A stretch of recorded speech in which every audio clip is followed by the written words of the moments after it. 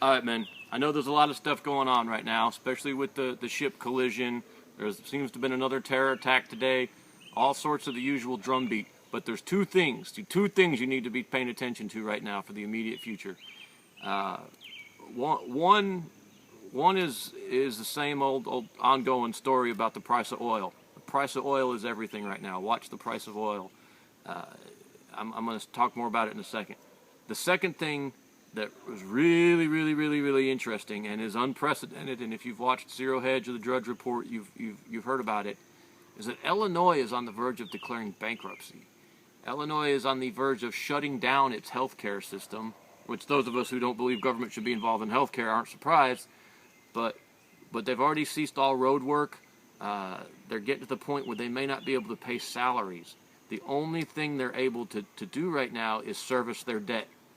Not the only thing, but their debt is getting so high that they're not able to take care of other things. They're spending $600 million a month more than they're taking in right now. So the state of Illinois is bankrupt.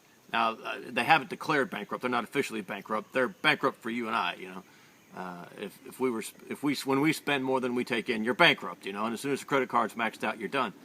And the next thing that happens is the bill collectors come in and everything gets repossessed and you go bankrupt. The state of Illinois is bankrupt. This is a huge deal. It's not just that the state of Illinois is bankrupt. That's a big deal. That means the city of Chicago isn't able to drive the economic activity needed to support a welfare state. Not even that awful of a welfare state compared to, say, California or even New York City. So this is, I wouldn't say this is the first domino dropping. This has been playing out for a while now. There were some municipal bankruptcies. Detroit was kind of the big one. Puerto Rico now is bankrupt. But this is the first state in U.S. history to ever be bankrupt. And they're still not officially bankrupt.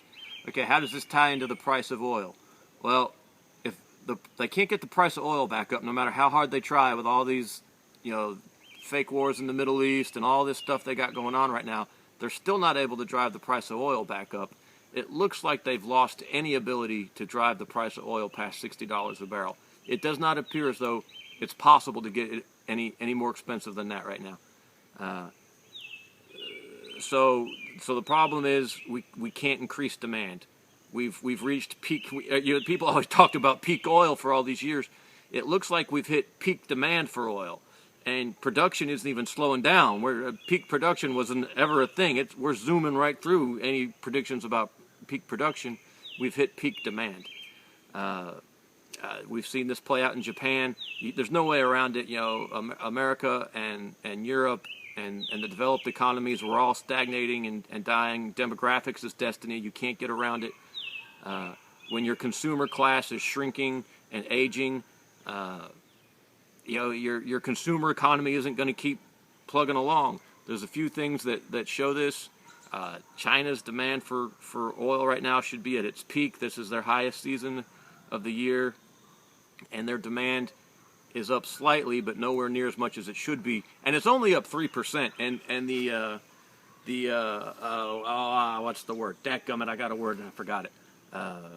Sort of the cliche or the running joke about China is, you know, they have decreed 7% growth no matter what. For decades, you know, it was decreed we will have 7% growth.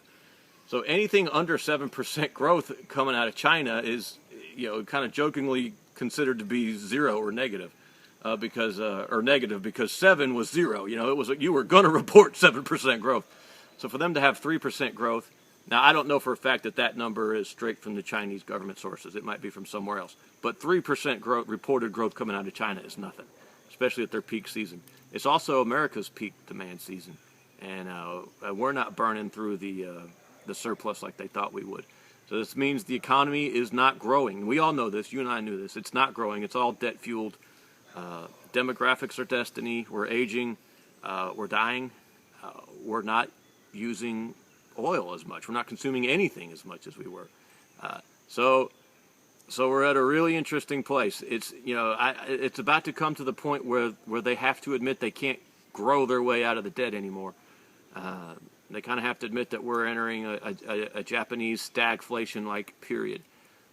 So So if the price of oil doesn't go up, now if they're able to jaw the price of oil up somehow and you'll be ready for war, because that's the only way to do it at this point. That would restrict demand and raise. It would raise demand and restrict supply, jack the price of oil back up.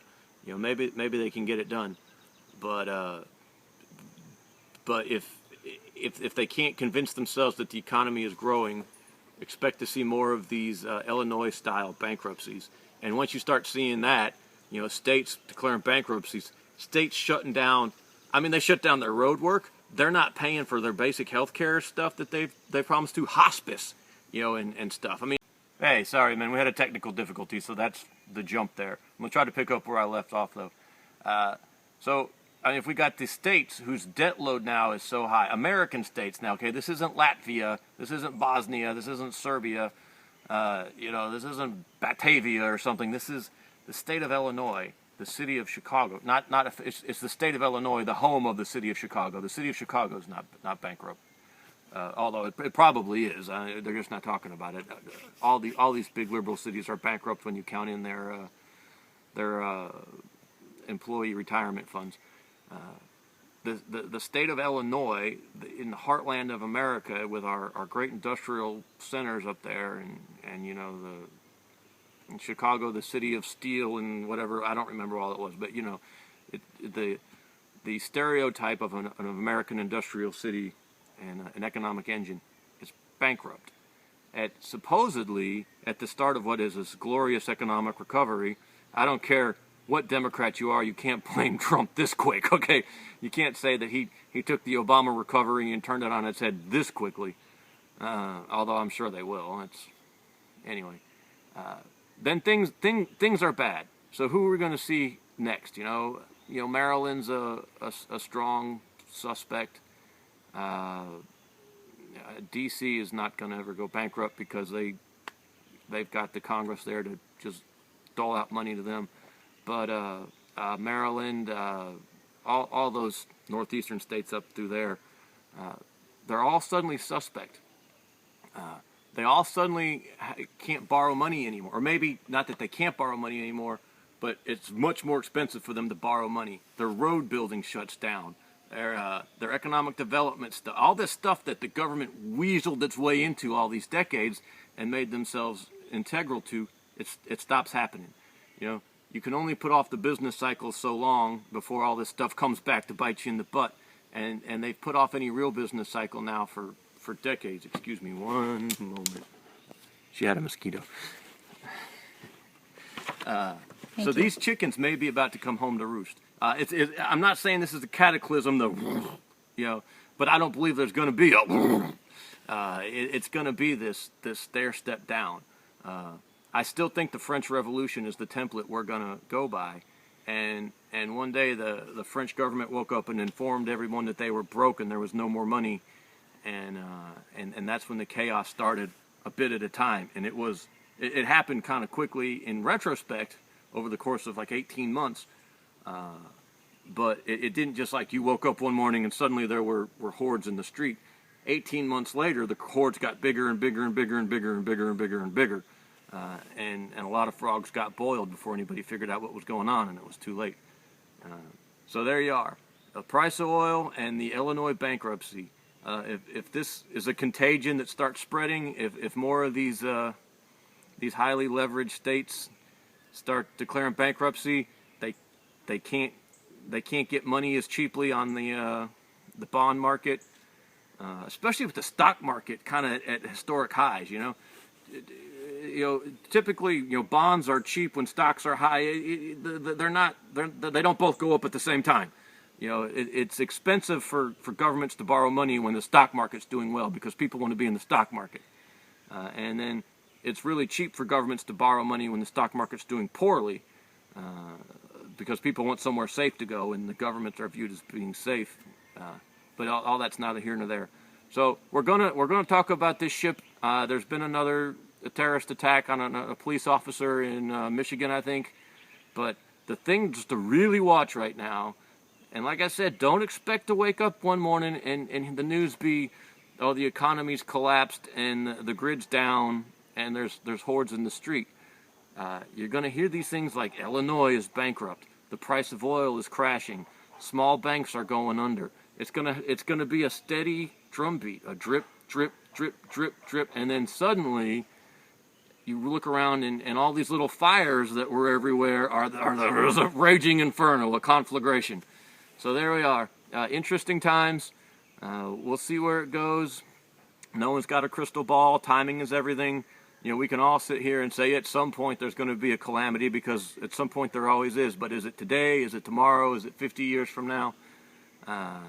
I believe that we're in for some hard economic times here in the very near future. We're going to start seeing a series of downturns, and when we turn around and look back afterwards, we're going to be shocked at how quickly it all kind of unraveled on us. This Illinois thing is a big, big, big deal.